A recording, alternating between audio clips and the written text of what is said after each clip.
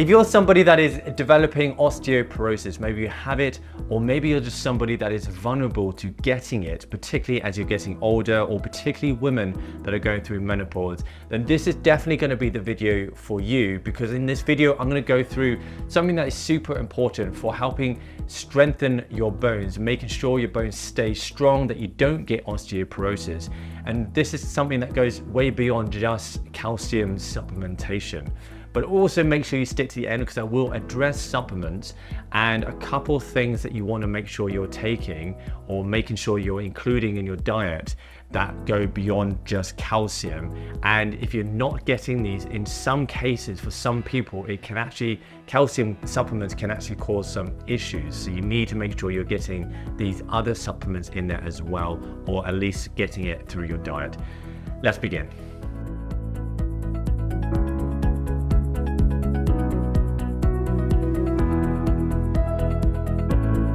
Hello and welcome back to the channel. My name is Steven, if you haven't met me already. And this video, I want to talk about bone strength, because this is a very, very common thing, particularly as you're getting older. But this is also something that you can make sure that you keep strong even when you are younger, because the more you do this as you're younger, then the better chance you have as you get older. Now, the thing about bones is that they are actually living structures. Sometimes we can think of bones as these inorganic structures that just hold our bodies together.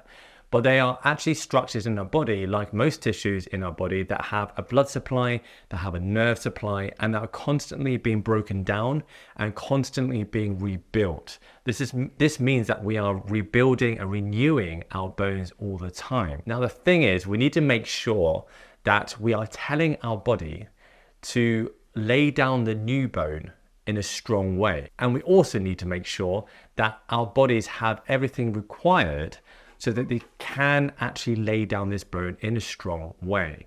So the body will operate in a use it or lose it principle. This is the case with your muscles. If you're not training your muscles, if you're not stressing your muscles, the body says, okay, well, I don't really need to be strong in this muscle. Therefore, I won't waste the body's resources, and we will shrink that muscle, and we won't make it as strong because it's just not necessary for survival. However, if we're going to the gym or we're doing activities or exercises that requires that muscle to stay strong because we're stressing it, we're stimulating it, then it will tell the body, right, we've got to make sure we keep this strong. Let's send our resources to this muscle and let's make sure it is strong, so that when we do these same exercises or activities later on, that it actually has the requirements needed to be able to do that activity that you're doing.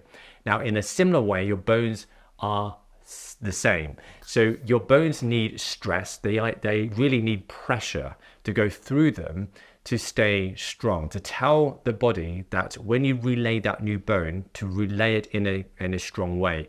And then one example of this is astronauts that go to space. After a while, they start to lose their bone density.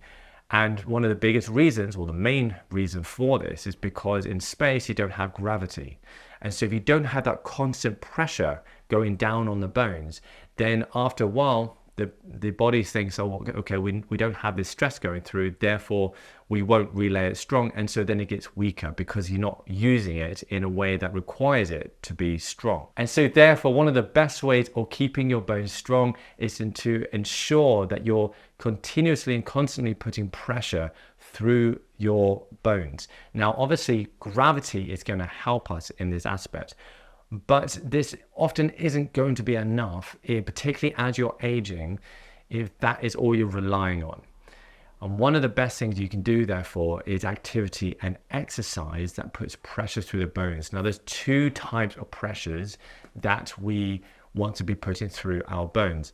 The first one is compressive, so the resistance to compression, that's going to come predominantly from gravity.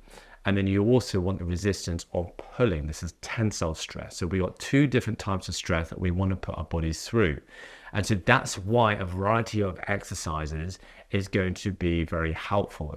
Now, there's not necessarily any specific exercises, except obviously weight training is going to be better than cardio. Now, cardio is still going to be good. You're going to be putting pressure through the bones, but weight training you're going to add on that pressure because you're adding on the weight.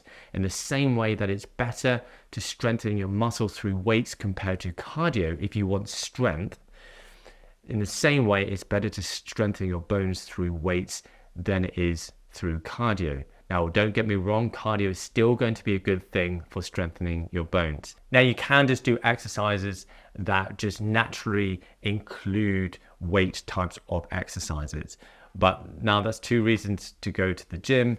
It's to strengthen your muscles and to strengthen your bones. And so therefore, to make sure that we're getting that tensile and compressive forces going through the bones, you want to make sure you're doing a variety of pushing and pulling strength exercises. Most exercises, however, will have a combination of this compressive and tensile pressures going through the body, just naturally and in different ways. But the more you vary your exercises, the more that will be distributed quite evenly and across your body.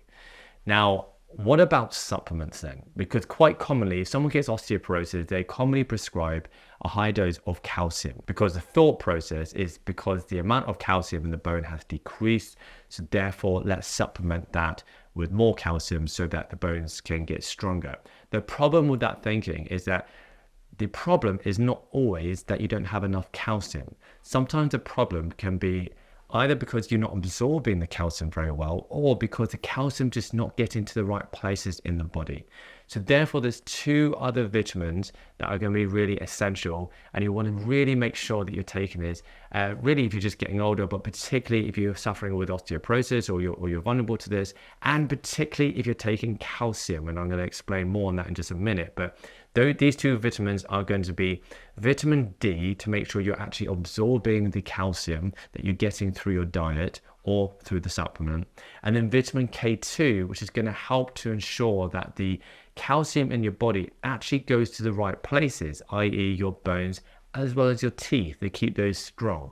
And it also ensures that it doesn't go to the wrong places, which can be your cardiovascular system, which then can contribute to cardiovascular disease. And now this is one of the issues if you're taking calcium supplements by themselves, because there is some research suggesting that those that do that are more at risk at cardiovascular disease. So you want to make sure that you are supplementing it with vitamin K2, and just generally having a good, varied, nutritious diet is also going to help that. So hopefully that is helpful. If you want to find out more about this link between calcium supplementation and cardiovascular disease, then I'll highly recommend you check out my video that will just pop up just here in just a second, where I go through the link between these two things, and therefore some of the dangers that can come with taking supplements. So you do want to make sure you know what you're doing and you're getting a good quality supplement.